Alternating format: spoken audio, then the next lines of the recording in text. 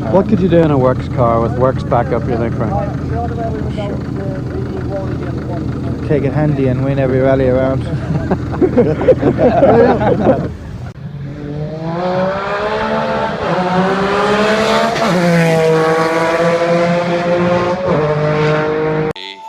proudest time and the seat of a rally car, because that day and that hour and those minutes, I got the bit between my teeth. You know, I really stood up and was counted and said, this is not getting away. I remember when we pulled on our helmets and Donald says to me, what are we doing? I said, we're going for gold, Barrett.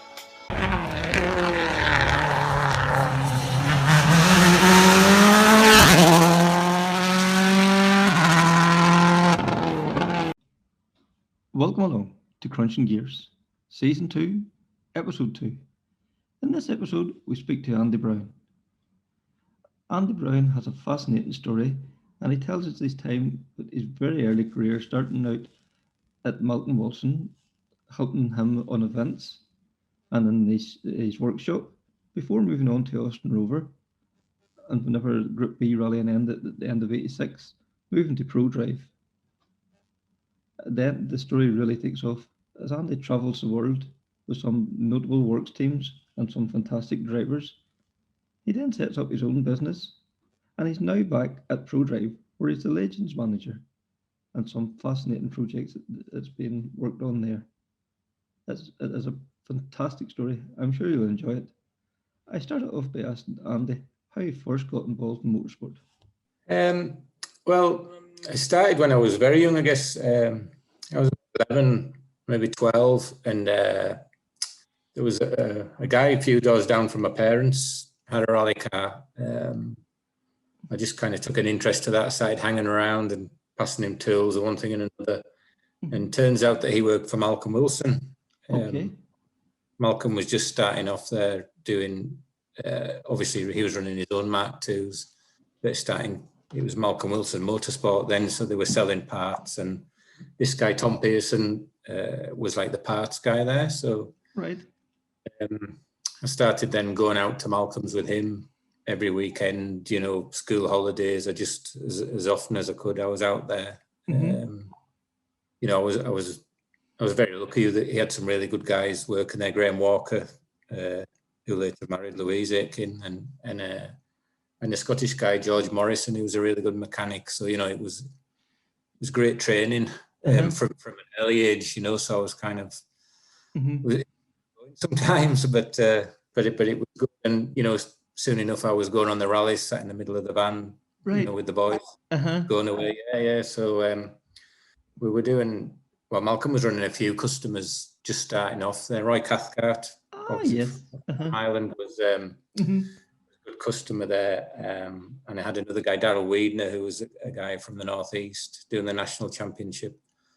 So that was good, you know, with all the Mintex rounds and, you know, odd open rounds with Malcolm, you know, as time went on. Obviously Malcolm was running his Audi, you know, later on. Yeah. So that was definitely what set us up for rally, and that was the only thing I wanted to do, you know, after that. Yeah, there was nothing else on the radar really at all then. No, not at all. No, it was just you know, that was it. That was all I wanted to do. And you know, when I left school, you know, Mark was he was fine to give us a job, but there wasn't really the chance to get an apprenticeship, which is something I wanted to do. Okay. Just as a, you know, I think it's good to have a plan B as such. behind you or something. Yeah, exactly. So I got a job in Carlisle doing a sheet metal work apprenticeship fabrication, which was over the rallying. But I was still, you know, going out to Malcolm's every weekend and doing all the rallies with them. Okay. And there was a guy from Carlisle, Dougie Watson Clark. He ran an Escort and then a rear-wheel drive Sierra. Okay. So which I kind of helped out with that, and you know, was servicing with that as well. So that was great. But again, you know, the rallying was all I wanted to do. So Malcolm had just signed for Austin Rover when I was coming up to the end of my apprenticeship. So I I had a meeting in one, I think it was a Lindisfarne rally we were at, and Colin Malkin was there, who was the team boss at Austin Rover. Or you know, he was recruiting all the mechanics because they were just getting ready for the World Championship. Yes. And he just said, "Oh, you know, Malcolm says you know you're looking for a job." I said, "Yeah." He says, "When can you start?" And I said, "Well, I've got 2 weks left on my apprenticeship. I'll start the day after that." He says, "Right, we'll see you then." That was it. That was the interview. so that was it. Packed the bags and down to Oxford, to Austin Rover. So that was, I mean, obviously Malcolm, you know, had sorted that out, but it worked really well. I mean, it was, you know, brilliant introduction to straight in at the top end. Yeah, no, it was great. So no, that was all good. And then obviously, you know, that was Malcolm's first proper year at World Championship as well. So yes, and you were travelling to the events now at this stage as well. Yeah. Did all the events that they did. I did the first. Well, it was RAC was the first rally, 85. Yes. So I was helping to build his car then for that event, and then went to Monte Carlo to do the recce with him, and obviously Tony Pond was there as well. So, of course, yeah. You know, that's, you know, those days was Group B recce cars that were just full spec. Yes. You know, so I think we were there 2 weeks before Christmas, come home for a few days and then back out and recce and test right up to the rally. So it was, you know, amazing experience. Just, you know, seeing what was involved at that level. Yeah, because like you'd been the service, like even for the recce, you'd have been more or less doing what you'd been doing on the rally. Maybe not just closer time, sure. tight time wise, but no, for sure. You know, you literally every day was pretty much a rally. You know, that in the morning give the car a check over, and then, you know, they'd go off, make some notes. We'd meet them at lunchtime, having a look at the car. Then they'd go off, you know, again. And then at night it was high speed recce, you know, everybody, all the team, I mean, spectators out and everything. It was just like, you know, 2 or 3 weeks rally leading up to the rally. But, you know, Toyota and Lancia and everybody, they were all out with, you know, vans. Yes. You know, we'd try different things on the car during the recce just to see what they were like, especially with the Metro being so new. There was a few issues with, you know, various things, cam belts on the engines and different things. You know, they'd send bits out for us to try just to, because you know, it was easy mileage on the car. Yes. You know, anyway. So, so no, it was good. Unfortunately, you know, that year didn't end too good with the crash in Portugal, and then obviously the Group B got banned. So I kind of put the block on the championship then. But it was still, you know, it was still a great, you know, I mean, you know, some of the events, you know, I can remember sitting in with Pondy testing in Corsica. And, he's mind blowing the speed, you know. And like he was the big Datsun and the Nissan thing all them years, you know. So yeah, that's right. And Corsica, Austin Rover had some wild idea to load of weight from the car, so they had this titanium front end built. All the wings and front panel and everything were titanium, super lightweight, you know. But of course, the usual thing, didn't have time to try it before we went out there, so it was literally fitting cars. Cars were shipped out, so we were there for the test. He went away up the road, come back. He says, "I can't drive this thing. It's undrivable." So it can't be that bad, you know. It's been all right so far. So and no one was keen on getting in, so I got in anyway. You were the guinea pig. Whenever I could. I just, you know, would sit in there all day if I could. But going up the road, and it's first, second, third, and then he was kind of letting go of the wheel on a road that was just wide enough for the car, and end the world off, you know, if you went off. Yes. And it was just torque steering, and it was that light. It was lifting the front end of the car up, you know. So we ended up going to the scrapyard and getting some lead, melting it down, bolting it to the sump guard to put it back to how it was. So it was a bit of a disaster, that exercise. But no, I mean, no, you know, again, they were going real well in Corsica and then in Toivonen then. So that was a tragedy that year, unfortunately. But, and like that must put a black cloud over the whole event, like, even for yourselves too. Like, you know, you'd have been dealing with the team, and you know they've been beside you or whatever in service area and that as well, wouldn't they? Oh yeah, it was terrible. I mean Portugal was enough, you know, because Pondy was, fair play to him, he was one of the, you know, the main men who said, you know, that not going out again. They kind of got them all together. And then in Corsica, we were in the same hotel as Lancia. So, you know, everybody just got sent back to the hotel. And then, of course, they're coming in dribs and drabs. And you just wanted to get out of there, you know. It was awful. It really was bad. But and I think, I've got a feeling that they ran the rally again the next day, but it was just like all the local guys and, you know, people that just wanted to run. But all the factory teams, you know, they pulled out. So, yeah, I think, you know, the ban was coming. It was just a matter of time, really. Yeah. Because like, I suppose the regulations had just hadn't kept up with the development of the car, really, as such, you know. And that's right. Yeah, that's right. And the spectator issues and everything, it was just a recipe for disaster, really, wasn't it? Yeah. I mean, unfortunately, it's the same old thing, you know. Until something major like that happens, they're quite happy to let it run, you know. So. Yeah, they were making money, weren't they? Like the TV revenues and everything else was just. Absolutely, yeah. And all the, you know, all the countries wanted the rally because it brought revenue in and hotels and all the rest of it. Yeah, they weren't going to say anything. So, like, you were what, this age? What, 19, 20? Were you at this stage and traveling the world? Yeah. So 19 when I started Austin Rover. Yeah. So just 20 the first year there. 6 was my first real year, you know, full time. So it was just I couldn't believe it. And I mean, you know, Austin Rover, you know, they were paying like ridiculous money because you were on factory rates. Okay, yes. The workshop and. You know, I was used to, you know, having to work a weekend to make near 100 quid, you know, and then went down there, and I think my first pay packet, I went and saw the foreman because I thought they'd made a mistake. And he thought I hadn't been paid enough. I said, no, enough. I was worried that I thought I'd give us a month's money instead of a week. But yeah, it was good. And, you know, again, Austin Rover, just working with guys that had been there since the TR7s and really good mechanics. You know, I mean, you couldn't help but learn off those guys. They were brilliant. And at that age, you're just a sponge for all that kind of information. You just want to soak it all up, don't you? You know? Oh yeah, yeah. I mean, we've got some stick again.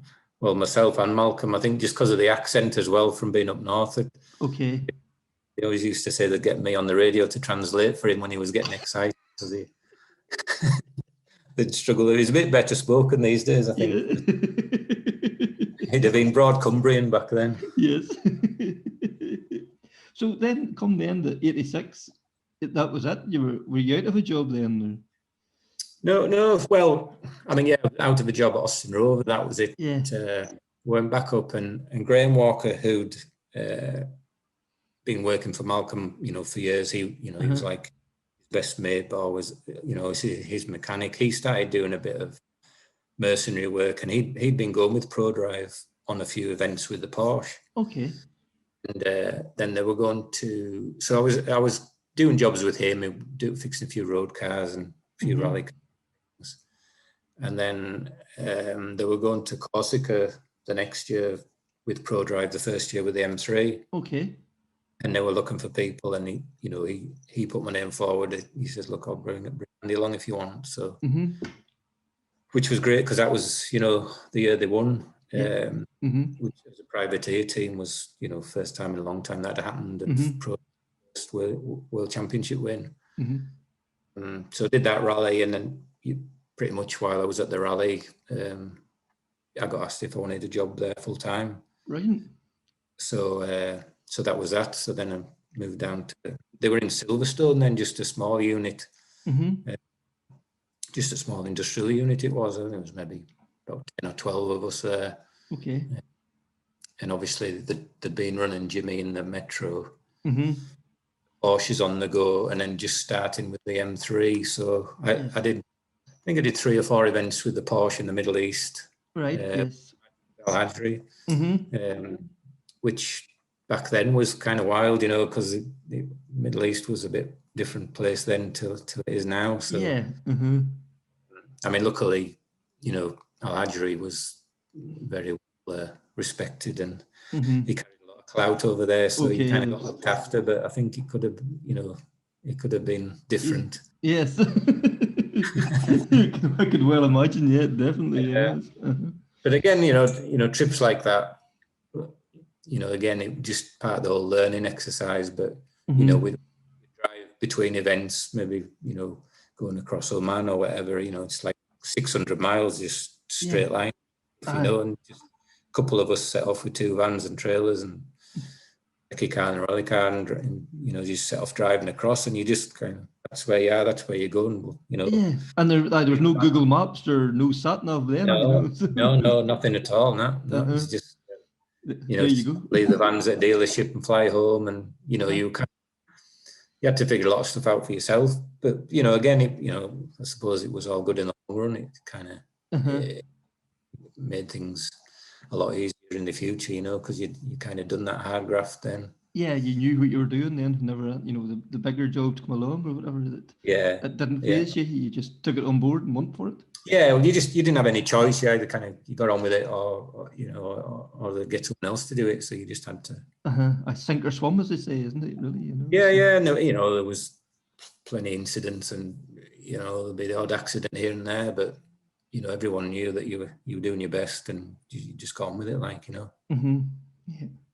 I think, and you know, like, what a dream start for Prodrive at that time. Like, to won the Tour de Course that year, like, it was just unbelievable, you know. So yeah. I mean, it was amazing, and you know, it was a decent enough sized team, but it wasn't a factory team by any means. I mean, David Richards, he had his helicopter there, and he was kind of doing weather reports, and I think once when we got caught out, we were actually at the service, and you know, again, back then you could use tire warmers, so we'd have everything all stacked, and you'd be last minute, no, change the tires or whatever, and they'd heard there were bad weather reports, and he says, I'll go and have a look.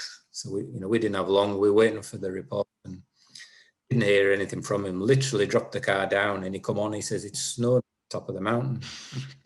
No time to change. You know, you had to go. So anyway, made it through, and I think a lot of people got caught out in the same stage, but that was the only kind of worrying bit. But apart from that, you know, he was unbelievable on the tarmac, so smooth, and make the tires last, and he just, you know, just really used his head and got the win. And yeah, like you say, it was, you know, for Prodrive, they couldn't have hoped for anything more, because they were obviously, the plan was to run the BMWs. It kind of proved that, you know, it could be done, that the car was competitive on tarmac. So. Yeah, because at that stage, it still really wasn't blessed by BMW themselves. It was kind of, take it and show us what you can do nearly first, wasn't it? That's it. Yeah. I mean, I think to be fair, you know, DR put a lot of, you know, his money into it just to kind of prove a point, and then go back and say, right, okay, and you know, again, the sponsorship. Then, you know, obviously after that they got the Bastos money, you know, which was big in France and Belgium, and that kind of covered the national championships then. Yes.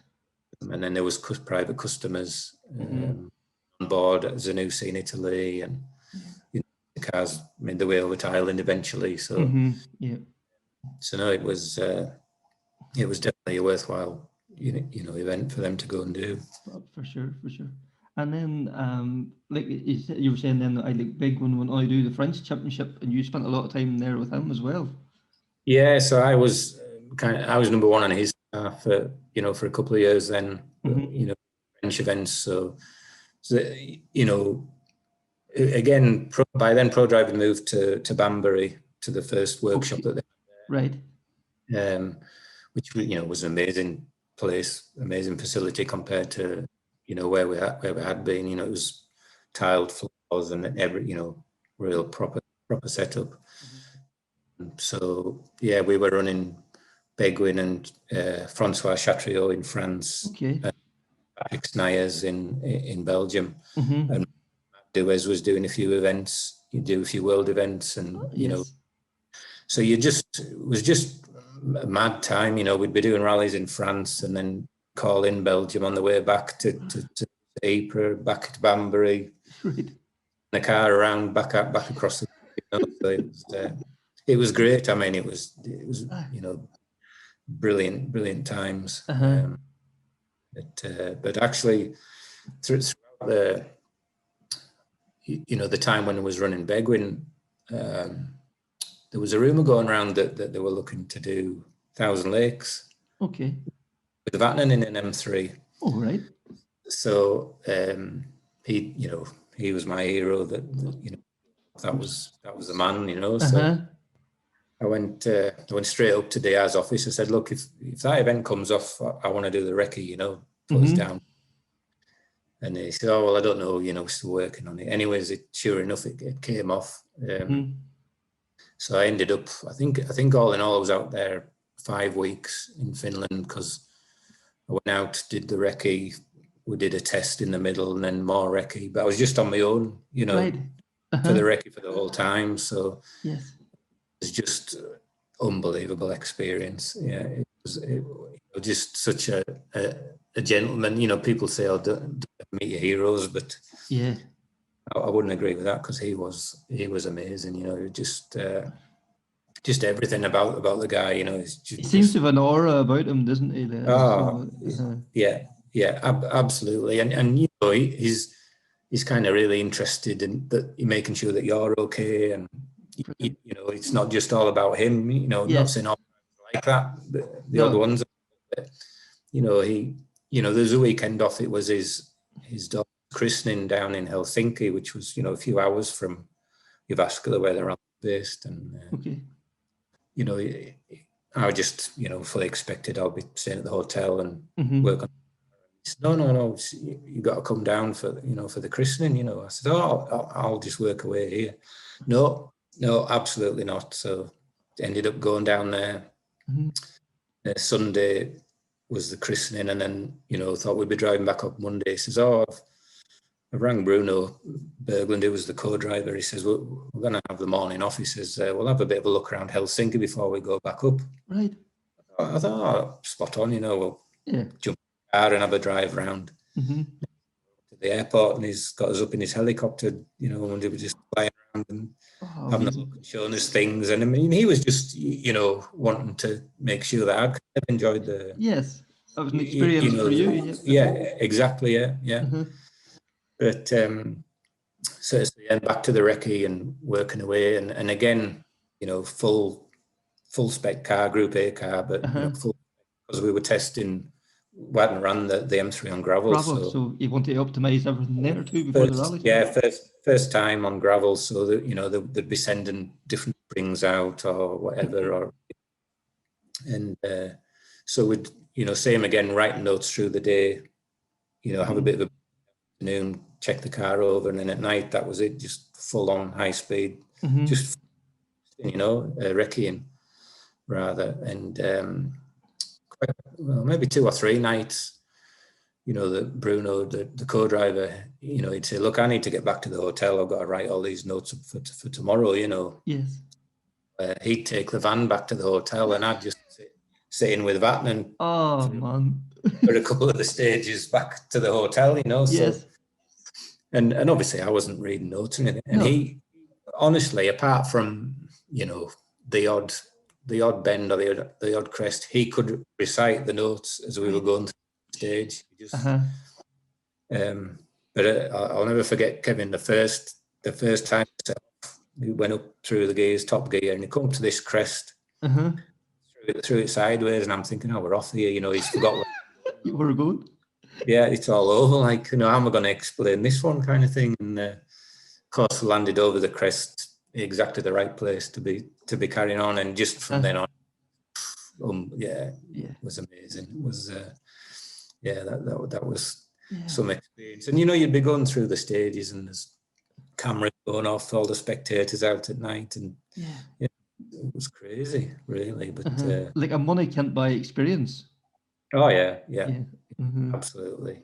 And we got to the end of the recce, and of course everybody's lands out, you know, for the team, and we were on the way back to the hotel, and I said to him, look, you know, after the rally, I says, any chance of getting your gloves from this one, you know, just kind of special event and everything. Oh, you know, no problem. He says, actually, these gloves, he says, I had for Pikes Peak when I drove the Peugeot. I says, all right, oh, great. And I'm thinking, flipping heck, if I get those, that'd be something else, you know. Yeah. Anyway, retired from the rally, broke a steering arm, and ended up, myself and another lad went in the van into the stage, you know, it was like 2 a.m. to get the car, fix it and drag it back to the hotel. And they'd all, you know, Ari and everyone had cleared off by then. And I was thinking, you know, that's the gloves go away anyway.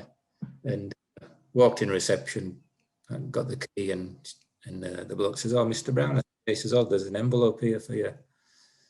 I said, oh, all right. Opened it up, and sure enough, here's the gloves, and he'd wrote on it, thanks very much, Andy, all the hard work, Harry, you know, just that's just the measure of the guy, like, you know, he was probably like down in the dumps of retired. Oh yeah, and it's, you know, I'm sure he was more gutted, but he'd still kind of remembered that. So yeah, they've got pride of place, that's for sure. Oh, I can well imagine they'll not be sold anyway in a hurry, will they? No, you won't see them on eBay. No.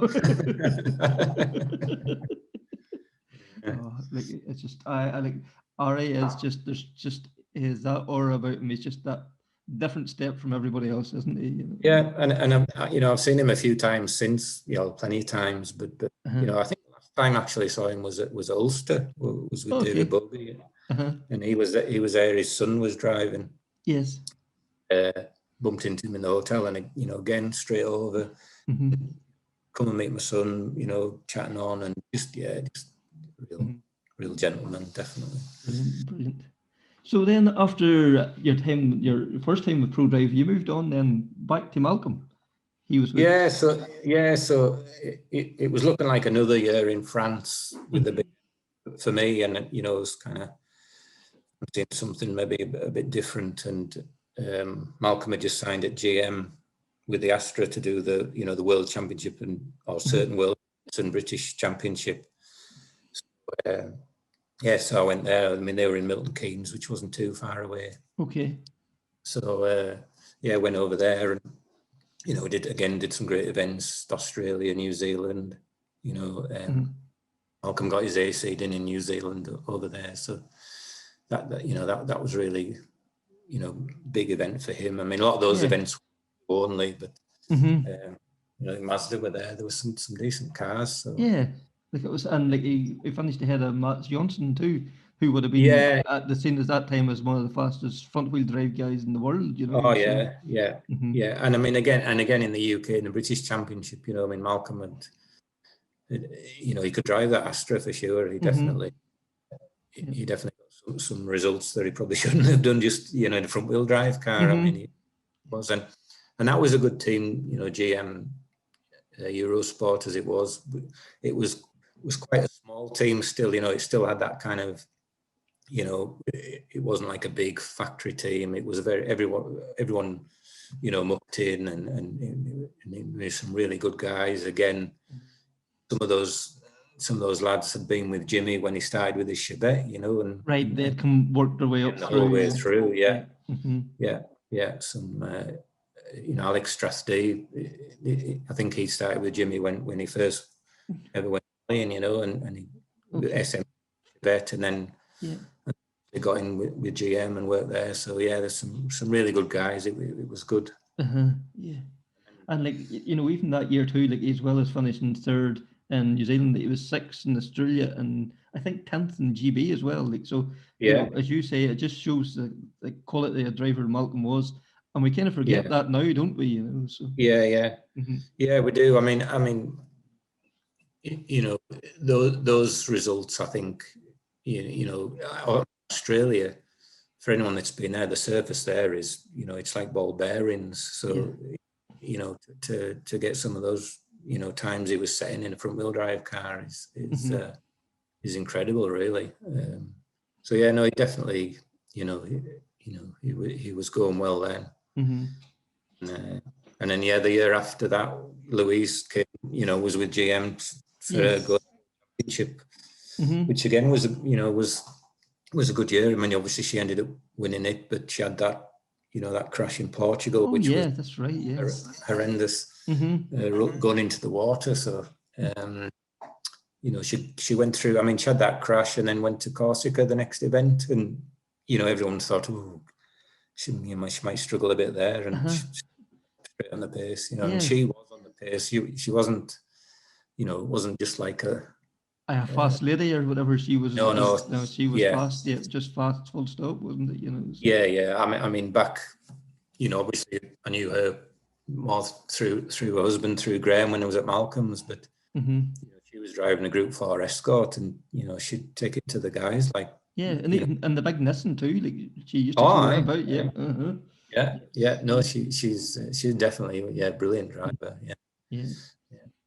So that was a real good time. That year, and obviously winning the World Championship. That's what they set out to do, and that. So it was good. It was it was a real good year. Like it must give you a lot of pride, even when your drivers winning titles and all that as well. Like, you've played your part in making that happen as well.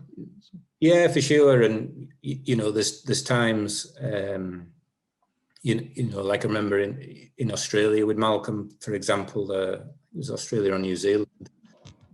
The gearbox case in Split, I think the diff had broke. Okay.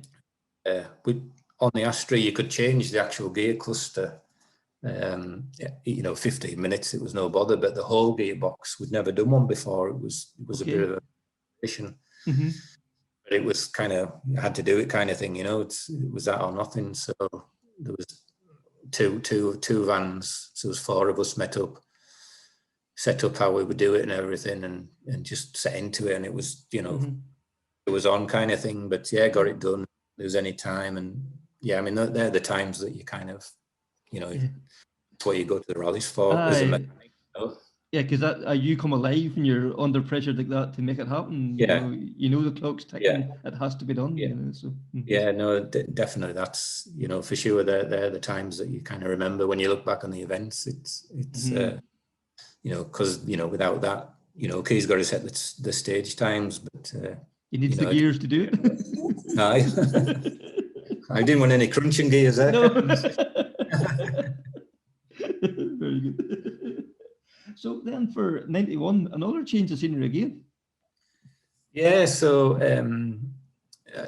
Charles Reynolds, who'd been the team manager at Prodrive when I was there, he went to head up Nissan Motorsport Europe.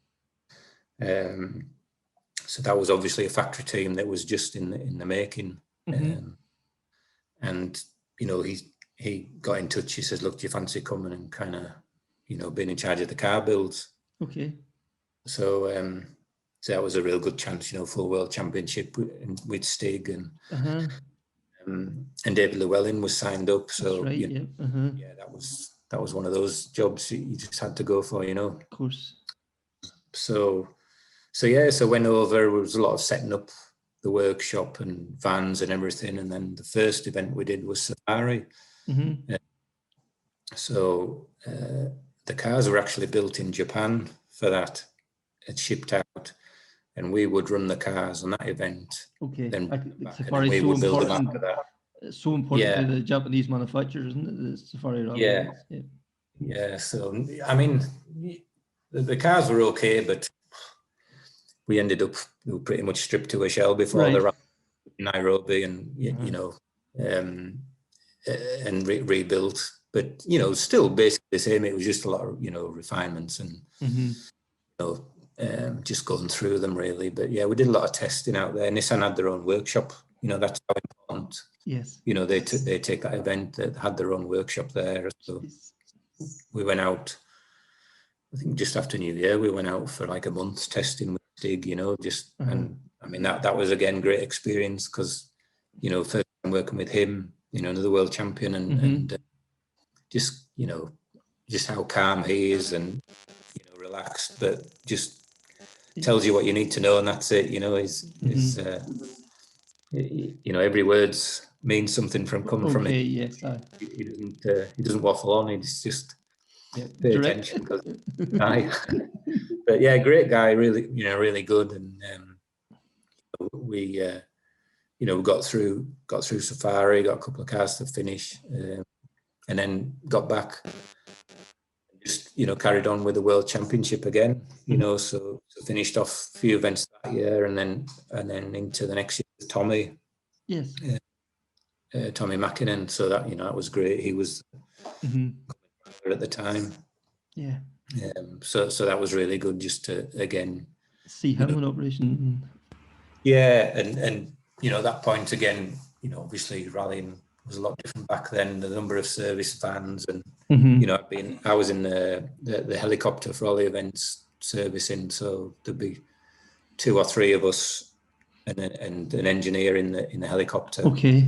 So you'd just do every service, start and finish of every stage. You know, just the guy just, you know. But the thing is, there's Lancia and Mazda and everyone else's helicopters looking to land at the same place. So that's got a bit interesting. Yeah, there was a few close shaves, but yeah, again, you know, the experience of seeing the car all the time, and kind of, you know, you could kind of keep track on problems. I mean, you know, with the vans then, I mean, we had 10 or 12 vans on some events, and the guys had set off, you know, in the morning to get parked up in the place at the start of a stage, you know, for a service at 3 o'clock in the afternoon, and then they wouldn't see them again till the night, you know. Right, yes. But in the helicopter, obviously, you kind of, you know, see them all the time, start and finish, everywhere. And even a couple of, a one mid-stage service with Tommi in Portugal, which wasn't really allowed. But it had 2 punctures. Okay. And didn't have any spares left, and it was, you know, long stages back then. So yes, it was he come on the radio, he says, "Oh, I've had a puncture again, you know, crawling through." So the bosses decide, right, you know, a couple of them would get out, and there was just 2 of us went with a spare tire and a jack. Right. I flew along, found the car. I mean, this is well dodgy. Got back, waited till the car ahead had gone, and then he just landed on the stage. We jumped out and he took off, and we were just there, you know. And then Tommi pulls in, jacks the car up, wheel on, went, and we kind of stood back in the trees. And then the next car went past, and then the helicopter just come down, picked us up, and took us again. I mean, we'd have got shot if they'd ever caught on to that. But there was no in-car cameras or nothing really at that stage, really. No, you know? no tracking. Live tracking, that was the thing I was thinking of. Thank God, because there was plenty of dodgy. Yeah, and everybody was at it, obviously, at the time. You know? Oh, yeah, for sure. I mean, you know, you'd see cars disappearing off lanes, and, you know, coming back as good as new. Going in and out and all kinds of things. So, yeah. It was it was good though. Again, I mean, it was, you know, it was more like an adventure than, you know, just kind of sitting in a service park all day. You were out and about, which was great. And the car was starting to set competitive times. You know, a bit of a difficult berth, I suppose it's fair to say, but it was starting to become more reliable and, you know, set the times, wasn't it, towards the end of '92 or whatever it was then? I mean, it was you know, it was unfortunate that the Nissan decided to pull out. I mean, there was an ongoing problem with the the position of the intercooler on top of the engine. The heat soak and long stages, power just, you know, dropped down. But you know, in a lot of other aspects, the car was really advanced. The transmission, you know, it was kind of a semi-active transmission, you know, so ahead of its time then. But just unfortunately, you know, there wasn't time to do any more development, and that was it. You know, it was just, and it was literally all of a sudden. I got a call one night, and I was told that there was going to be a few layoffs tomorrow, but don't worry, you're all right, kind of thing. I was like, I've heard that before, and then we went in, and the big boss, Charles, wasn't there, and I knew then there was something up, because if there was anything serious, he would have wanted to tell everyone, you know. He was that kind of guy. He wouldn't have let someone else do it. There was an accountant there and someone else from Nissan, and they just said basically we're closing the doors. Everybody's, you know, I think they kept on maybe 3 or 4 guys to kind of pack up and, you know, sort everything out. But just everybody just cleared the whole place, you know, by lunchtime kind of. And that was it. So get your toolbox, you're going, kind of thing. Yeah, that was it. So, and I mean, it you know, things like that are awful. I mean, it was okay for us. There was plenty of work.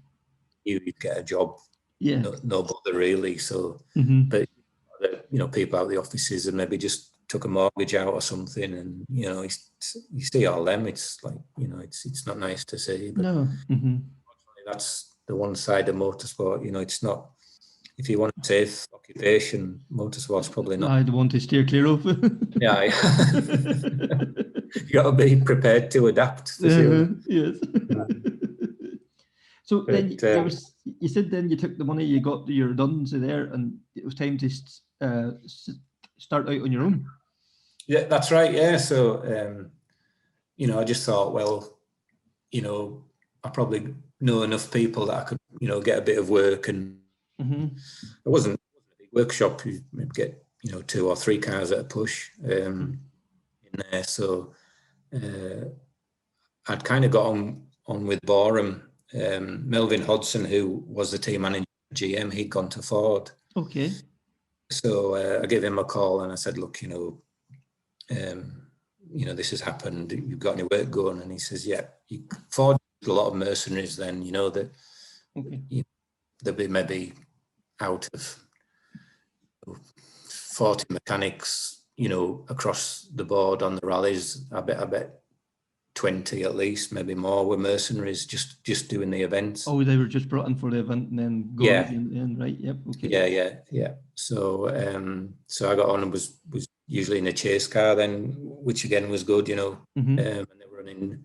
I was Delacour and Biasion in the Group A escort, so you know that was good as well. You know, I mean, the great events, and you know, with those boys, and Ford was, you know, again, you know, growing up, you know, with the Mark IIs and everything to actually work at Boreham and do the event was, you know, that was great. That was another kind of, you know, box tick. It was really the Boreham. Boreham was the place for rallying, wasn't it, in the day?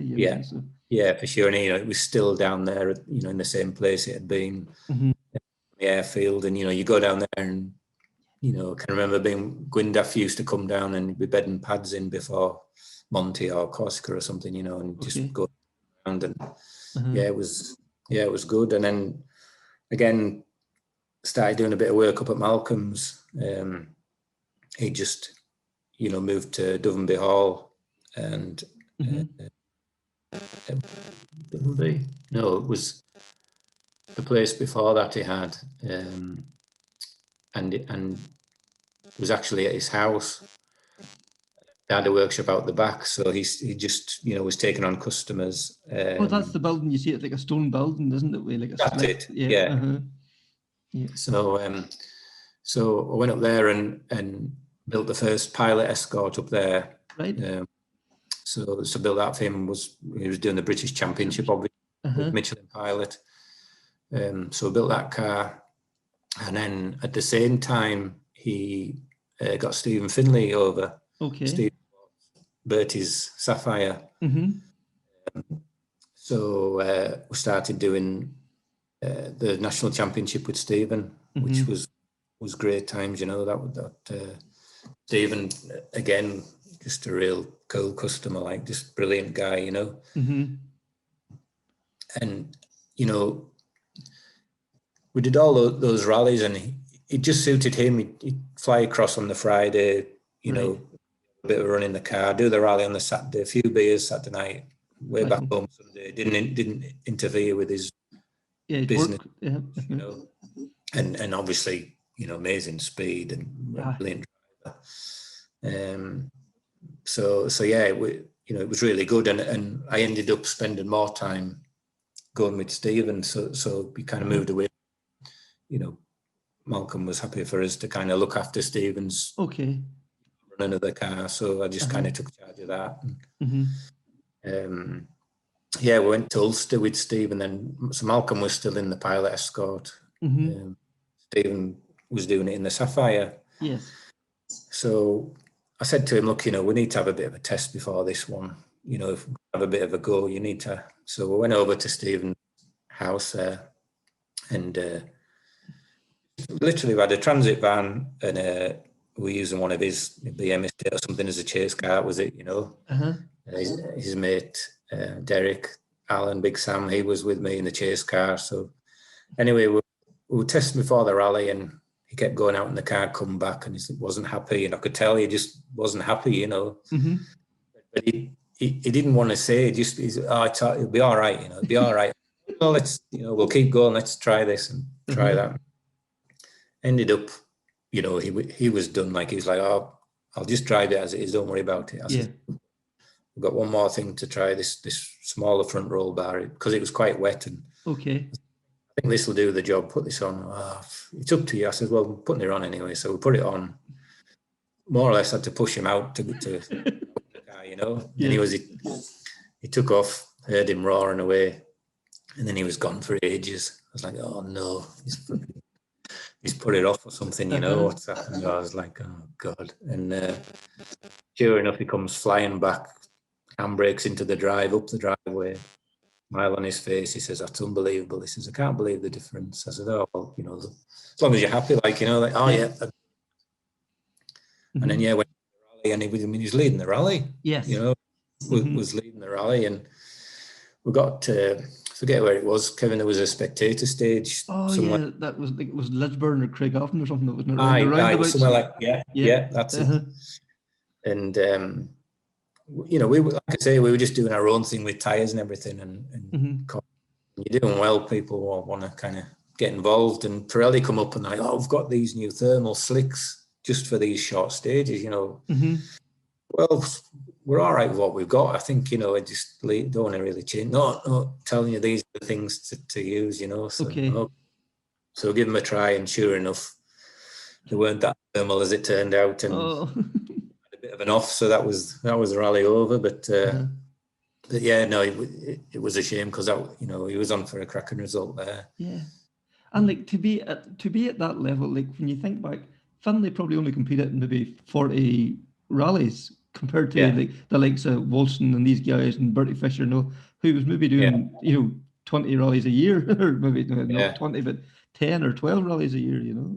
Yeah. Oh yeah. I mean, he just turned it on straight away. Like I say, the nationals, he'd just fly in, because he was always good with work. Land on a Friday night. Yep. Do the rally and just be straight on the pace. Yes. No question. And I think, I don't know, but it's my opinion. When he got into the pilot thing, Stephen, the rallying was very much a way of relaxing from the pressure of work. A getaway as such. Yeah, and he could just go, forget about the work, drive a car. But then, with the pilot thing, the pressure was on, the cameras were on, the interviews and all the rest of it, and he just, it just didn't really seem as if he was enjoying it so much as just he was doing his own thing. Yeah, becoming another work then nearly. Yeah. I mean, there was times, we built a Group 4 Escort for him at my workshop, and ended up with a Hart engine in it. Which I think come from Murray Grayson. I think Murray maybe had it in his Metro. But yeah, this fuel injected thing was unbelievable, and took it down, and he just took it in the quarry out the back and ripping around in that. And I'm sure he had as much enjoyment in that as anything, just because there was no just out having a blast, So. Yeah, because I think the Hart engine was on his Orion. The Orion he used to rally. It could have been. It could have been then. There's something in my head now. I could be wrong on that. That's right. Because Sidney Meek ran the Orion, didn't he? He built that car and all. Then they got it. Then later on down the line. Yep. So you could be right. You could be right there, Kevin. Yeah. But great times with Steve, and just real, again, another gentleman, like, Just wanted to drive and not have all the other all the crap really involved with it. Such, and look the crack on the night. I mean, Murray Grayson be doing the national championship. I think he'd be the main competition, and Burns was doing the odd events as well, and he was just starting out then. So okay. So yeah, it was. That had some really good rallies with that. It was a great car. Then 94, you were up and going then on your own business then, and there was a young Welsh guy. What was his name? Tim Ellis Jones. Tim Ellis Jones. Yeah. So that was through Gwyndaf really. I knew Gwyndaf very well through Ford and everything, and he rang us up. He said, "Oh, there's this lad from Aberystwyth. He's got a Sapphire. He's wanting to reshell it into an Escort. Okay. Do you fancy doing it?" I said, "Yeah, for sure." So they had a Ford dealership down there, so agreed to build the car, and it was literally, to start with, it was just to do the trimmed shell, and then they would put all the running gear in it. Okay. And then him and his dad come over to see it when we'd done the trimmed shell, and he said, "Look, I can see you kind of know what you're doing, just carry on and build the whole car." So right. No bother. So finished that, and then he said, "Right, will you come on the first rally with us? Just if there's any problem, we want to do this Midland rally," which was big time. Malcolm was doing it in the Boreham Escort, I think, as a test. Okay. There was a lot of, few factory teams went just to do testing before the RAC kind of thing. Okay, yeah. But it was a real panic, and I reckon we'd done probably 2 all-nighters leading up to the rally. And I literally loaded the car up the Friday night, drove over to Aberystwyth. We'd missed scrutiny on Friday to get a policeman to come and inspect the car because she wasn't actually taxed. Oh, right, yes. They're getting inspected. So that was like 2 o'clock in the morning. They were driving around Aberystwyth looking for a police car to flag down to. So they kind of wangled that one way or another, and then, he drove it. I think he drove it from Aberystwyth to would have been Welshpool. It started, and scrutiny had got dispensation to scrutiny in the morning. And then I can remember, we were just in the seat on the way to the first stage.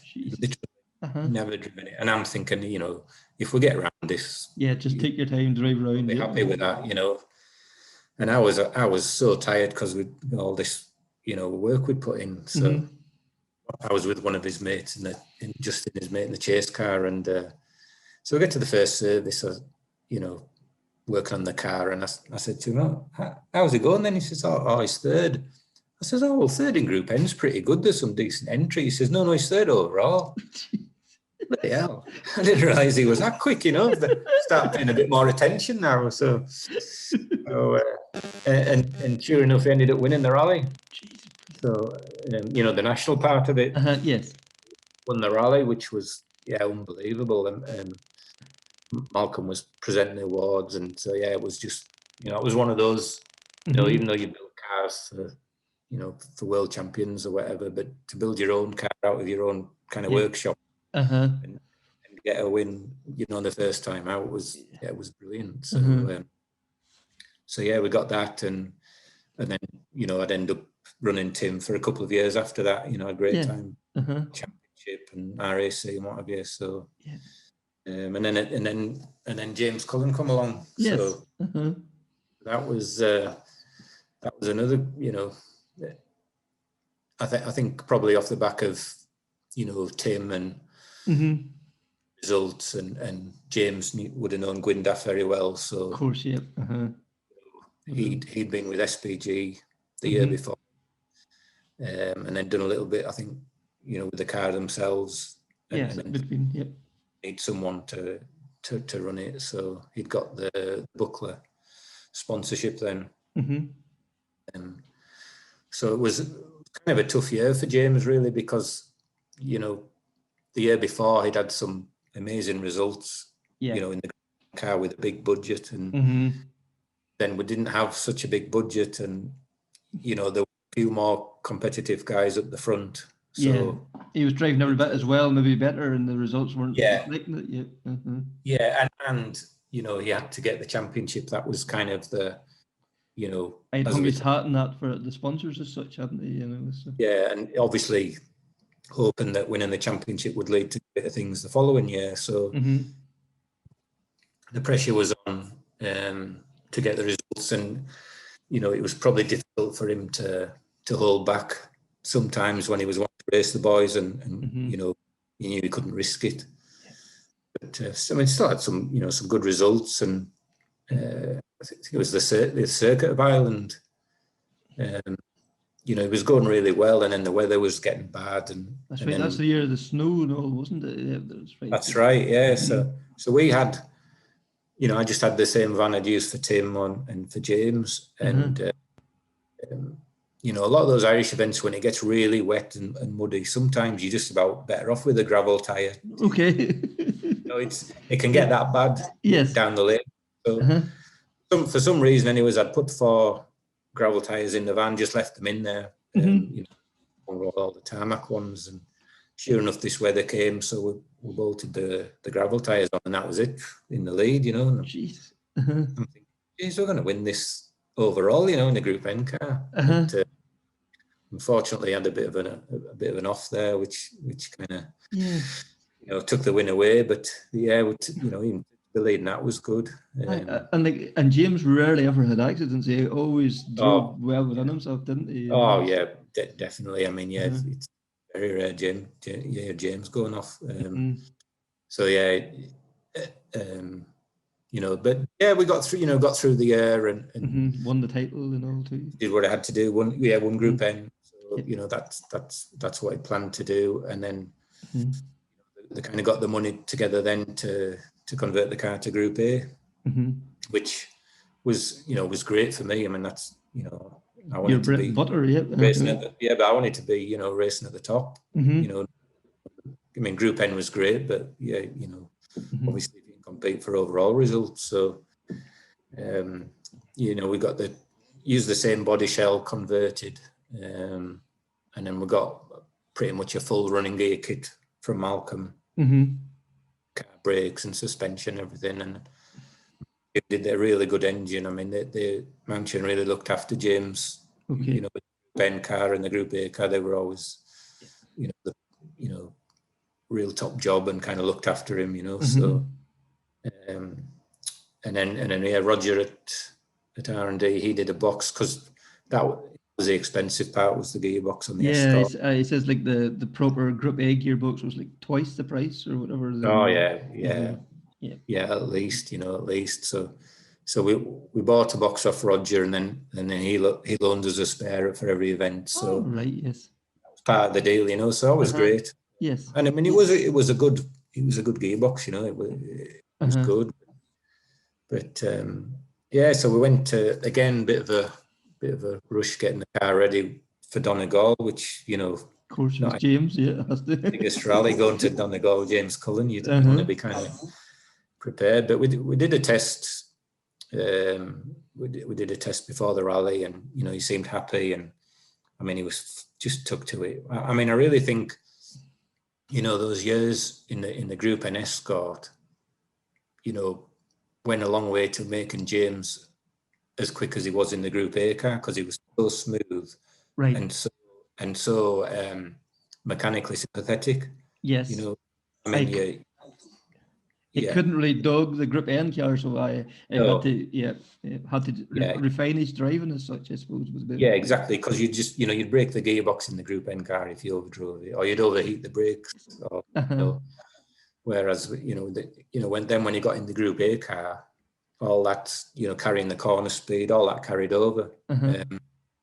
So I mean, you know, loads of times sitting in testing, and so smooth. I mean, you know, with some guys and it's all action and you ditch to ditch, and you feel like you're quick, but you know, you're not really. And then you're sitting with James, and you know, you're going so fast, and you know, the way it'd lean on the tires around the corners, you know, corners that, you know, some boys would be dropping down a gear and throwing it in. Right. He'd be going up a gear and just relying on the drive around it, you know. Yes. yeah, so, went into Donegal, and again, you're up against, well, Bertie, number one, Prodrive and Pirelli Weather Cruise and the lot, everything. And, James, we had a good little setup, his brother Joe, the tyre van, and, with the chase car and the van, but it, you were kind of, can we put new tyres on this time, or, we chanced another couple of stages. Was still, the budget was still very, very tight compared to those boys, but, you finished second to Bertie, and I think I was 15. Something 15-6 behind him, seconds, and he had, 8 or 9 stage wins. I mean, he was really, he was on it then. I thought that was amazing. I mean, I was really, I wanted to win, of course. Of course you do, but that. Got to be realistic, that, that who you're up against, and a fraction of the budget and everything else, and had never driven the car really until a couple of days before the event. And actually after the rally, I can remember we were sitting in a cafe just having a cup of coffee, and I was like thinking, well, flipping heck, that's well done, that's a great result, that's unbelievable. And they were all like, gutted, absolutely gutted.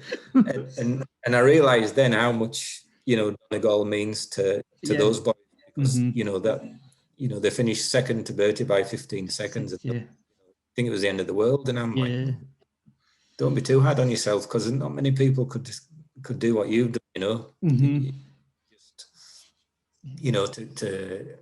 over the years, I think James has shown what he's done with the budget is hard. I mean, if he could have ever got a sponsor or backing or whatever, I mean, for sure, he had the talent, had to go way beyond wherever got to. There's no doubt about it. So. Well, I think it was after that rally. I think we were in Mount Errigal, and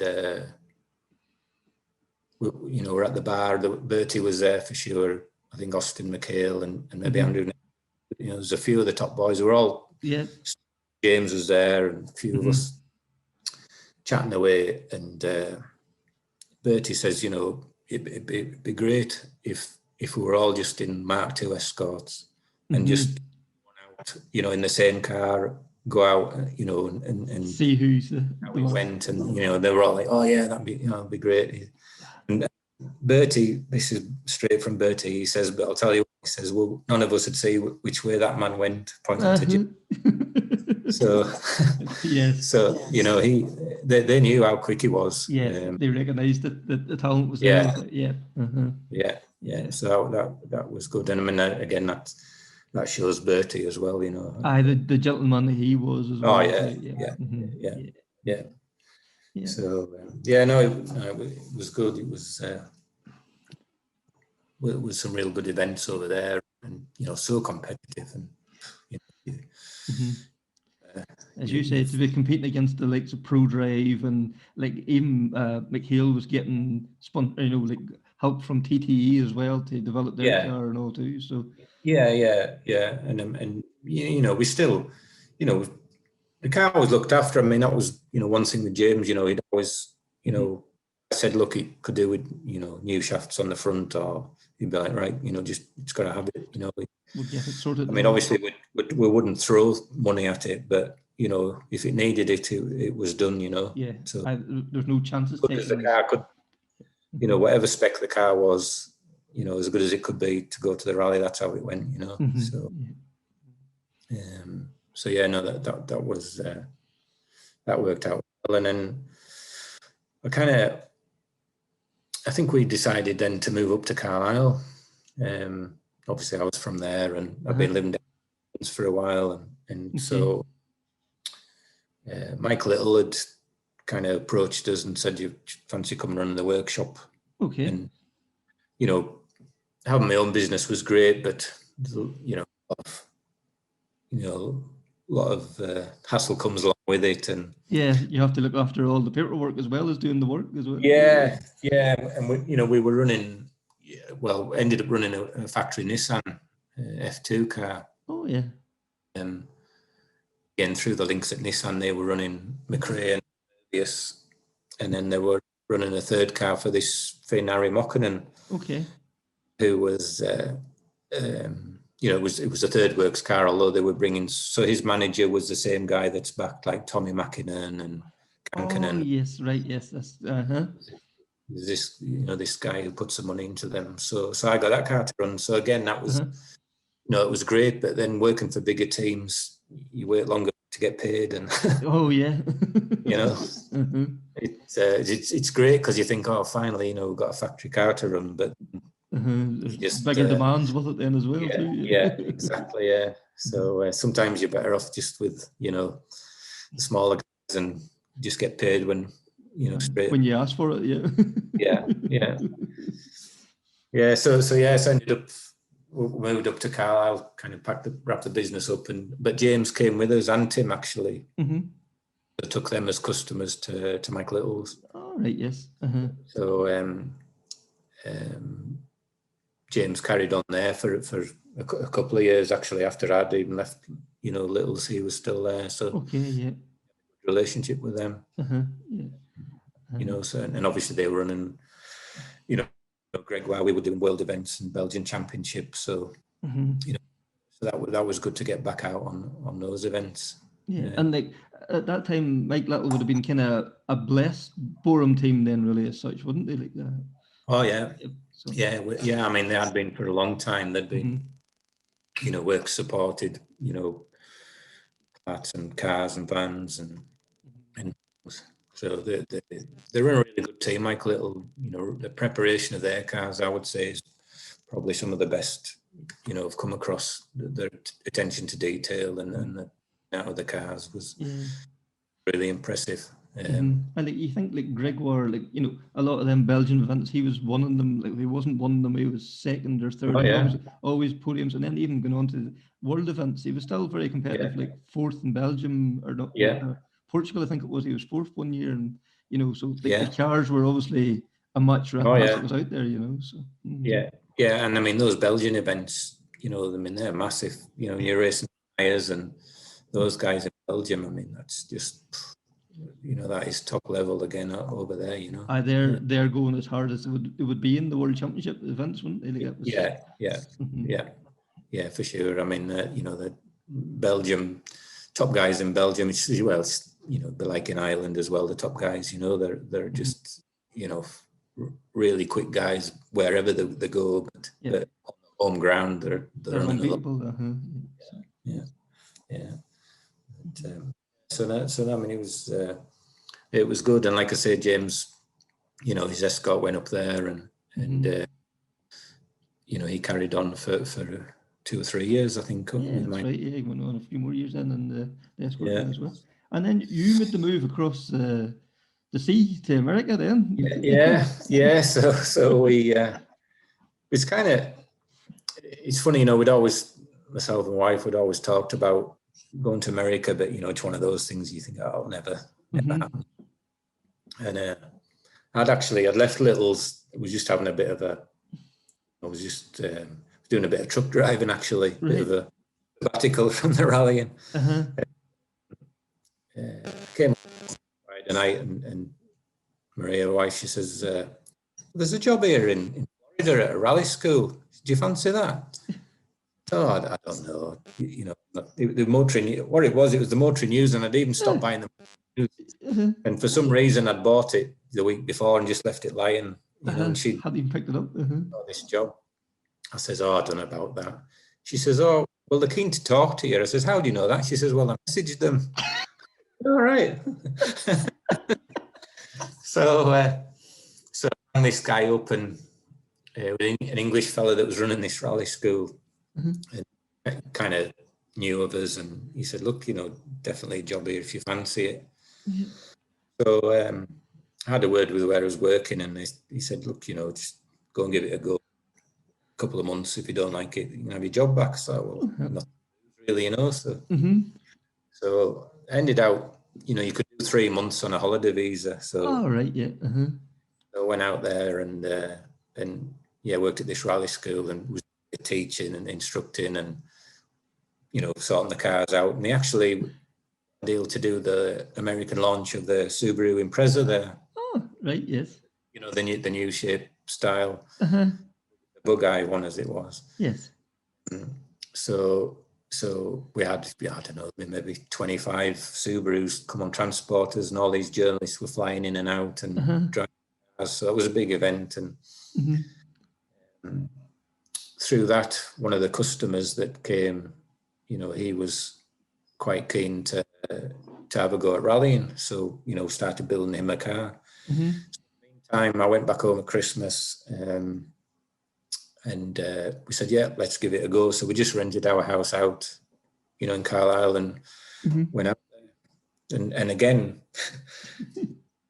we literally went out with 4 cases and the 2 kids and the missus, and went out there, and we're thinking, oh, we'll give it 3 months, you know, and just a bit of cracking and we'll go home, you know. And anyway, this guy that we built a car for, he was from Phoenix, and he said, look, you know, when you come over and run the car for us, I want to do the American Championship. Okay. So we'd been renting a house in Florida. We ended up loading everything in a U-Haul trailer and driving across America to Phoenix. And then Maria and the kids flew home, and I kind of stayed on, and we got the visa sorted out. And they came back out, and you know, did a few rallies with him. You know, business was getting going, and I said to him, look, you know, really, to get the name out there, you know, we need to have a go at winning some events. Okay. You know, maybe building a proper car and having a go. And the next year, 2002, you know, Prodrive had already been out there doing a few events with like a Group N car. Right. And then 2002, they were going to have a, you know, proper go with 2 cars, Mark Lovell and American guy, Lagerman, Roman Lagerman. So he said, yeah, well, you know, I'll put the money up to build the car. And, you know, and I said, well, I reckon for sure, but by the end of the year, we'll get back for the car.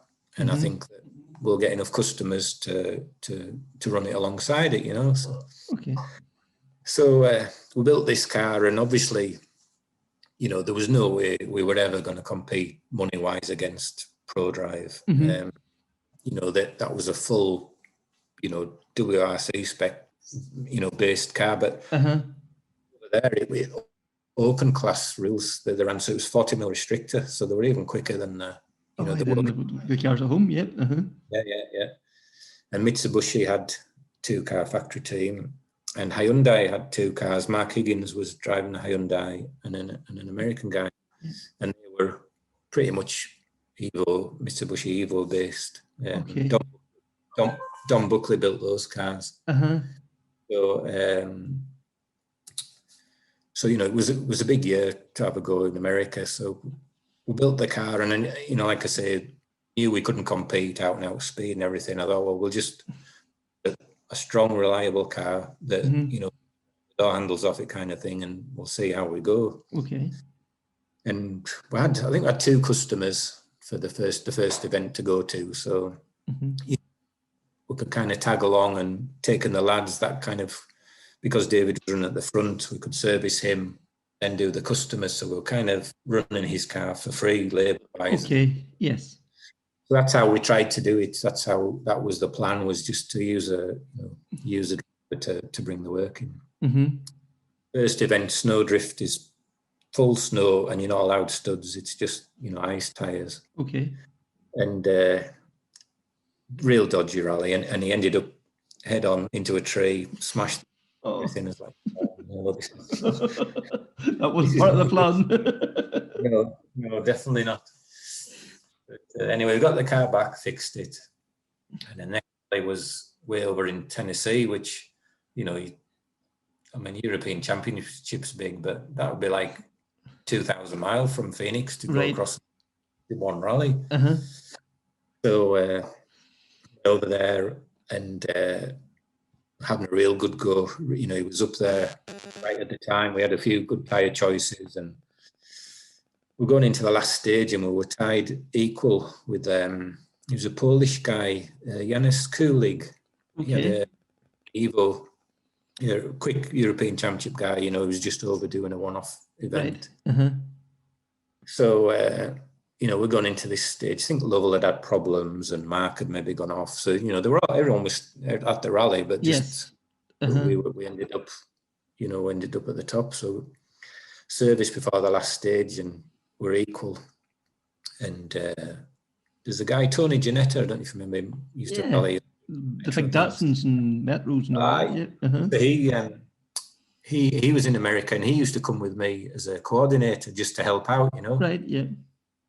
I says, right, Tony, let's just strip the car, everything out of it, spare wheel, jack, the lot. We're going for it. He says, oh, no, you're crazy. He says, just, he finished second here. That's, points on the board. I says, nah. I says, well, I might never be in this position again for it. So I had everything. I even took the navigator's bag off him, everything. We just stripped the car. I says to David, just go how you can go. Wring its neck. And he won it by a second. Jesus. So that was it. That was the first rally in America won. And that was massive. Winning that, and then won the next 3 rallies on the trot. Just unbelievable. One of those years, just every touch turned to gold kind of thing. Yeah, I mean, it's like doing the World Championship in America because the conditions vary that much. No 2 rallies are even similar. No. So you can't say that the car was suited to one condition now because Tennessee, the one they won first was kind of, I guess, like Wales or right. Forest and real fast, and then the next one in California was like Acropolis, just rough and dusty. And to be honest, we went to that one, and I said to him, "Look, we're just going for a finish here because it's so rough. They don't want to break the car up. Let's just go for a drive around, and we'll let the rally come to us if that happens." And everyone else was having problems, and he won that one, and then went STPR, which is the fastest rally out there. I mean, unbelievably fast. So again, because you're up in the high gears, it's not so much power. You get the thing up and running, and he had Barrett with him at that point. Dan came on board, and they really clicked. And David was doing the British Championship Group N, so he was in the car every week. Yes, he was. I hot then. Yeah. So he, STPR again, he won that, and I mean, I think now he's won that 8 or 10 times. I mean, he's just untouchable. So yeah, won that one, and we pretty much had the championship in the bag. I mean, we won it. One rally left to go. Sure enough, we sold the car to an Irish guy out there from New York. So yeah, I mean, that was just brilliant. Customers built up. We ended up, I think we had 4 customers that we were running alongside David by the end of the year. They just, people because wanted, he was one and that attracted and people into your doors then as well too. So yeah. And that's when we first got in touch with Shane Mitchell from Donegal. Yes. Who again, that was another job that it was just going to be do with Michelle. Okay. And he'd take the car back. Okay. It was through one of the Irish community in New York, and the Bronx was massive. I mean, then it was huge.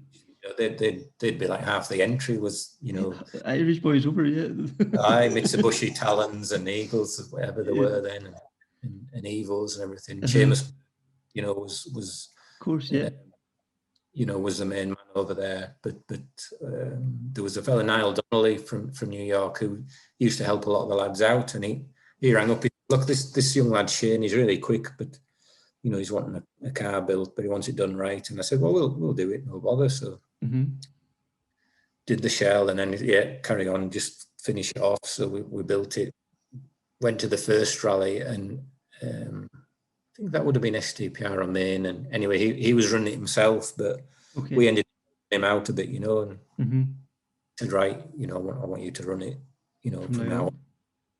He did a few events, and you know, he was one of those, you could really tell he had it, you know. He was just straight away, you just like, yeah, this lad's got it.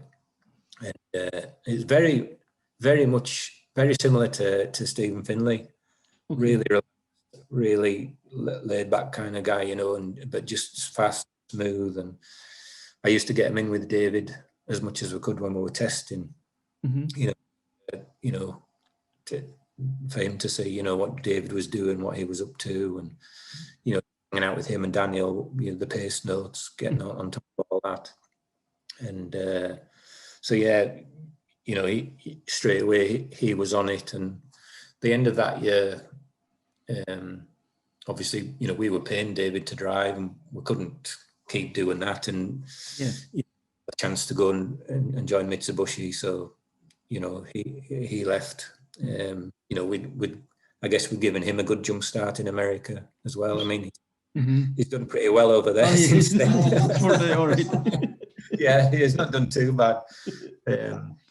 And you know, credit to David because he's, you know, again, a brilliant driver. And I think the same with him, Group N background, with the Subaru, and they just learn that smoothness and corner speed and mechanical sympathy that I think, you know, they just, once you put off, then it just comes then.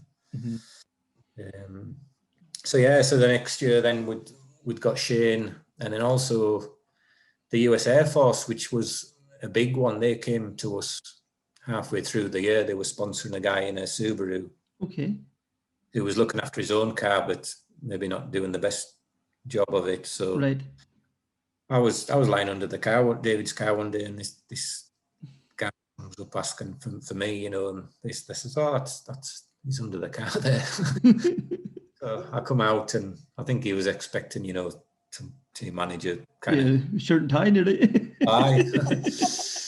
And he says, oh, I want you to run our car for us the rest of the year. And I said, you know, thanks very much, but I says, I just can't do it. I said, you know, we're committed to the customer we've got, and it wouldn't be fair on them. I said, to do it, but and he was kind of put out a bit, you know. I think he was thinking, you know, I'm coming here, you know, got this money and what have you. And I said, look, you know, we'll help you out if we can, you know. And when we did, you know, we did a gearbox change for them or whatever, but they pretty much ran the car themselves. And anyway, at the end of the year, he come up, he said, look, definitely next year, you know, we want you to run it. And to have go open class, so we built this, or we had this a Focus with Group A Escort running gear. Okay, right, yeah. So Dennis Osborne had actually built the car in the UK for a customer, and I think they'd backed out. And, you know, we were looking, they wanted an American car, you know, they had to be American, so there really wasn't any options. Of course, you know, Ford was the only thing. So the car off Dennis, shipped it out, and then we made a few changes to it, and, you know, ran that car as well as Shane and you know, a couple of other customers. So another busy year. Yeah, Shane won the Group N championship quite easily. You know, was finishing well up, and really going well. So he was, you know, he was just getting faster and faster. You know, very busy with work again, like Stephen. So, you know, he'd fly in at the last minute, and I'd have to take his mobile phone off him, you know, at the start. I says, right, that's it. You can have it back at the finish, because he'd be on the phone to work on about putting a tower block up in New York or something. But yeah, no, that you know, that was great for him to win. He got, I think it was like $5,000 US, you know, for the Group N championship. Subaru put thing up. So it was a good little, you know, thing to go towards it. But I'll tell you how strong the Irish community was out there with rallying. One of the rallies was Maine, which was miles away, you know, another long trek. And he says, look, I can't do it. I can't afford to go to that one. You know, we're going to have to give it a miss. Well, we really need to be going for the championship. He says, I know, but he says, I just, you know, can't. And he was, you know, he was literally paying for it all himself, you know. So I rang Niall up, you know, in New York. I says, look, we're not going to be able to do this rally. He says, leave it with us. So next thing, he'd arranged a night in one of the pubs up there in Yonkers, and just put a box on the bar, donation, blind donations. And next thing, he rang us up. He says, how much do you need to run Maine, you know? And I can't remember what it was, you know. But I told him anyway. He says, right, get the tickets booked because he's coming. And that was it. The boys had all just put in, and wasn't that fantastic? They were prepared to put, you know, and have a competitor of them and all. Get him up there. Yeah, they knew, you know, he was kind of one of theirs, and he was doing well, and they just wanted to, you know, see him do well. Seeing the year out. So no, that was brilliant. I mean, that was, you know, to go and do that, and for him to get the championship at the end, you know, so tied all that up, and just really was a brilliant result. Very good, very good. So then was it 2006? Then you headed for Australia. You just wanted to take a break from rallying, I suppose, as much as anything else. Yeah, well, to be honest, Kevin, we'd have stayed in America, you know, if we could have. Right. It's so hard to get a green card.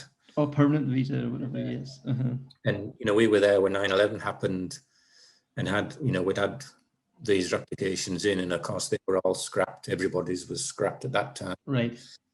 It got really tough, and, you know, we had a visa that I could work, but my wife wasn't officially allowed to work, and the kids, you know, wouldn't have been allowed to work because they were getting older. So, okay, you know, long term wasn't really feasible then. Going to work out. So, but we weren't ready to come back here. So, my wife's got a couple of brothers living in Perth.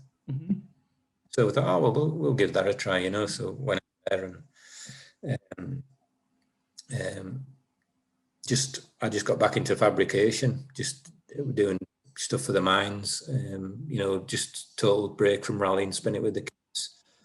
You know, the lad was big into his football and rugby, and, you know, just going off camping with the kids and stuff that would, you know, being there at the weekends to take them to football or whatever. Suppose, I mean, they travelled America, but it was you know, it was in a truck on the way to a rally. that was the most of the holidays up until then. So I mean, you know, when we were there, just by chance, you know, Alistair McRae lives in Perth. Okay. He still does, and literally was just down the road from us. So I knew him very well anyway. So we come, you know, real good friends knocking about there. And he decided to build an escort, so I ended up getting roped into that, which was good. You know, it was good just to get back into it. Built the car, and we did that, and then, you know, we thought, well, maybe we'll move back now. You know, parents were getting older, and you know, the kids had actually, you know, moved back here at that time, although they're back in Australia now, but they were here, and we thought, well, we'll maybe just move back and, you know, give it a try over there again. So yeah, I came back. I was doing just work again, you know, didn't really know what I was wanting to do. So I was out in Sweden with Olsbergs doing the rallycross cars, and I was working with Martin up at CA1 Sport, running bogey in the British Championship. Oh, yes. That, you know, that was a good year, you know, with and then got through that year, did some work for BGM Sport in Brackley, built a couple of TR7s for the Classic Safari. Yes. So that was another little project that so yeah, you know, it was just kind of, didn't really want to commit to anything. It was just, you know, going where the work was as such at the time. Yeah, just kind of, just plenty of work about it, you know. And then I got offered a job at Jaguar Land Rover. They were doing a heritage department, doing up all D type Jags. Oh right, yeah. Oh, that sounds, you know, all right. It was a good enough job, and you know, well, kind of running the workshop side of things on that, which was, you know, was good, and it was steady enough job, but then the kind of production mentality there was a bit hard to handle. You know, they were wanting to crank the cars out like they do on the production line, and Yes, it was. You know, these are E-types are going for, you know, £300,000 or £400,000, and they've got to be 100%, and they were like telling us they had to, you know, you've got to get them fired out there, kind of thing. So. And I just got the point. I was like, no, I'm not. That's not for me. I can't turn the cars out if they're not, you know.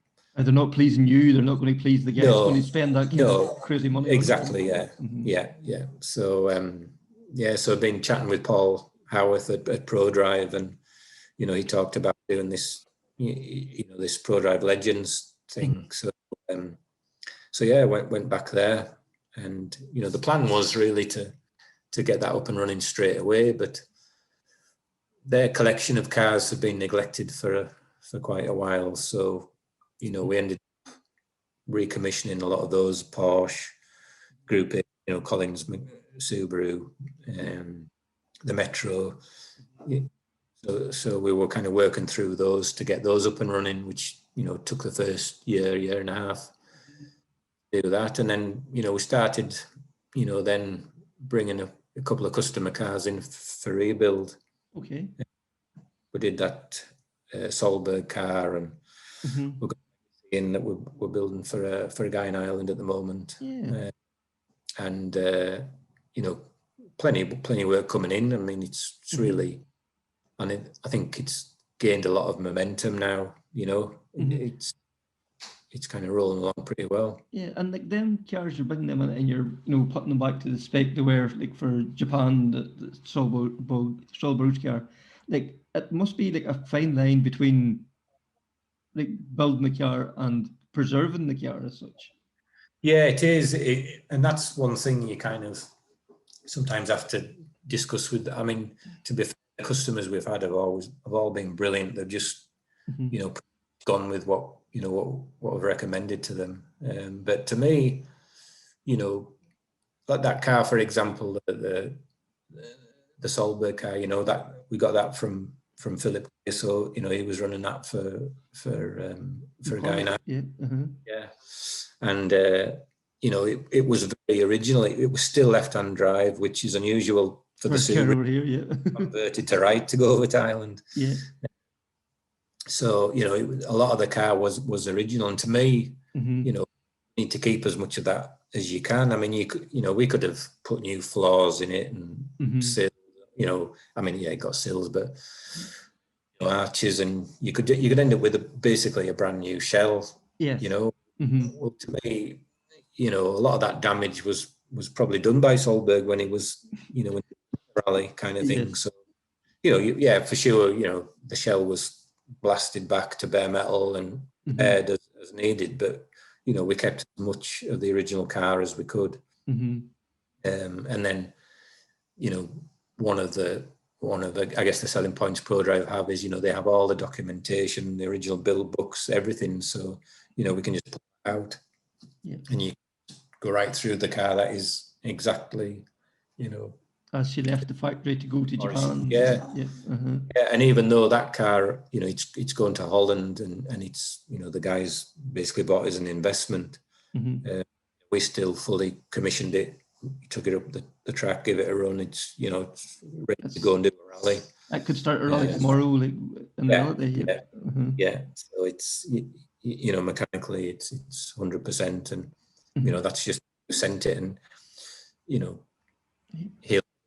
he might keep it, he might sell it, but you know, it's at the point, it's kind of ready to go, and that's good. And then the legacy, you know, in build now, that the guys are going to compete with that, because obviously they're eligible for the historics now, the legacy. Yes. So that would be nice to see back out in the stages again. It'd be great. You hear that sound coming down the road. Yeah, it's just unmistakable, isn't it? You know. So yeah, definitely. Yeah. It's one of them few cars that you can tell like a mile away what it is before. No, it's iconic sound, that, you know. And like I read somewhere down too, a lot of the people that worked on the car originally, the guy, you know, does the stickers and all that kind of thing, is the guy that done it back in the day as well too. So That's right. I mean, the guy that paints the cars still, he repainted the car. They've just stuck with them over the years, and John's done the graphics. I mean, it's funny, like it's amazing, the number of cars he must have done over the years. He come in to do that one, and he's even putting little stickers on, and he's like, I remember this one, just went there, and so those are nice touches, I think, to go, produce a book for the owners documenting the build, and I think they're little touches that make it worthwhile, probably going to Prodrive. I mean, apart from the authenticity of getting it done there, those little things, that will add to its providence down the line. You wouldn't get that anywhere else. You couldn't, when they get the file with the car, there's the original build spec that from when he did the rally, and the movement schedule for the rally, and they'll get all in the files. So that kind of the whole process for them. So I suppose we should start wrapping up now, but before we go, you're moving on and after Easter. I am, yeah. I got the opportunity to go to Tuthill Porsche. Richard Tuthill that runs the business. He's given us the chance to go and be team principal there. So managing the motorsport side of things, and the rallying. So it was just one of those opportunities, Kevin. Couldn't turn down. No, I mean, really, great little team again. Really enthusiastic. They've got some great customers. They do some brilliant events. Safari, obviously, is one of the main ones. So we've got, I think 12 cars going there this year. Brilliant, yeah.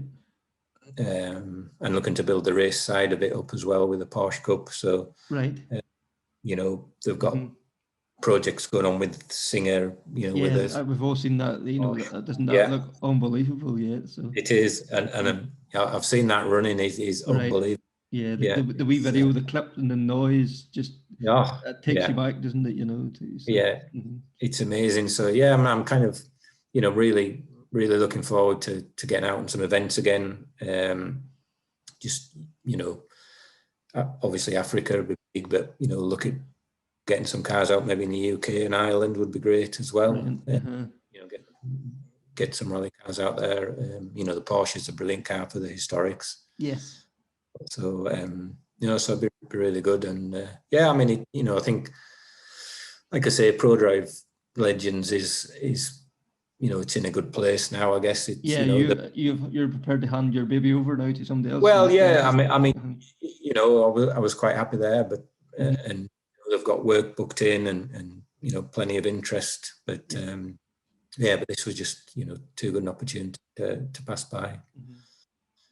You've been so the story you've told, like the teams you've been with, the experiences you've had, like there's a book in there somewhere. I don't know about that, but maybe some of the stories wouldn't be for publication as well. But. It's such a life you've had. Like, yes, it's maybe not all glamorous, but like the young Andy, when he was leaving school, going to become a fabricator, did he ever imagine that would take so many twists and turns along the way? No, not at all. Not at all. I mean, I think, when I do think back, I've maybe, I could have stayed at Prodrive the whole time. I could have just, been there right through. But at the time, I've just kind of always gone with, what feels right, with the gut feeling, and going off to America, like I say, that such a gamble, And I mean, that was, we were only going for a couple of months and 6 years. So,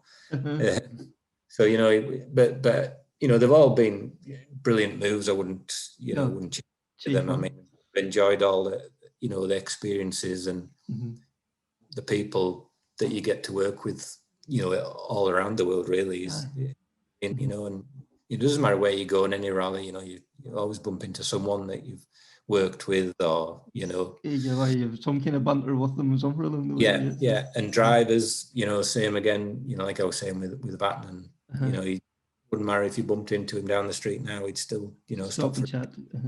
Yeah, you know, so just real good people to work with. And like to sit in a rally car with like Ari Vatanen, Tony Pond, Stig Blomqvist, Stephen Finlay, you know, that list goes on. Like, you know, them's, you know, there's people would cut off the right hand for them opportunities. Oh, I know. You know? So, I know. Maybe one of them. I know. It's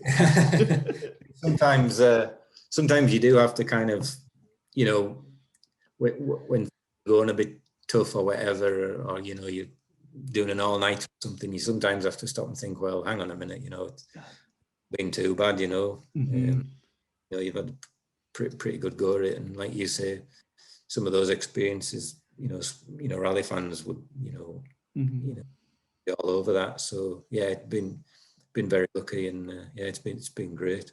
Yeah. Well, Andy, it's been a pleasure. Thank you for taking the time to join us. Oh, thanks very much, Kevin. Thanks for having us on. It's been good chatting to you. Yeah, good man. That was Andy Brown and myself, Kevin Glendinning, talking rally. I hope you enjoyed this episode. And if you liked it, can you please like and share it on all social media platforms? And if you're listening to that podcast, can you please rate the podcast? It would be gratefully appreciated. Until the next time, take care. Speak soon. Bye.